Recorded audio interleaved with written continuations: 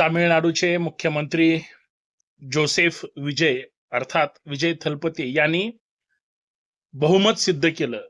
ज्या व्यक्तीकडं 108 जागा होत्या आणि ज्या व्यक्तीनं 118चं बहुमत सिद्ध केलं, त्या व्यक्तीला ज्यावेळेस सभागृहामध्ये स्पष्ट बहुमत सिद्ध करायची वेळ आली, 144 मतदान पडलं.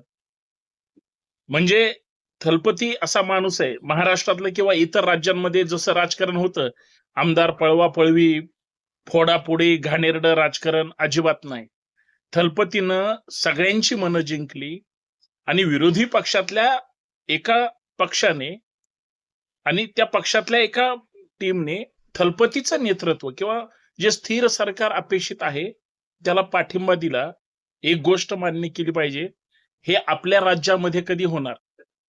म्हणजे किती दिवस या बरबटलेल्या त्याच घराणेशाहीला पोसत राहणार?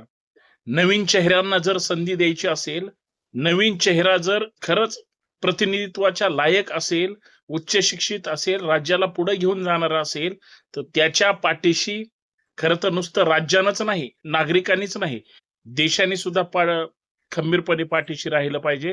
ते राजकारण अपेक्षित आहे. घाणेरडं आणि सुडाचं राजकारण अपेक्षित नाही. फक्त महाराष्ट्रातल्या थलपतींनी विनाकारण बुडबुड्यासारखं करू नये. त्यासाठी लोकांची मनं जिंकावी लागतात. खरंय की नाही?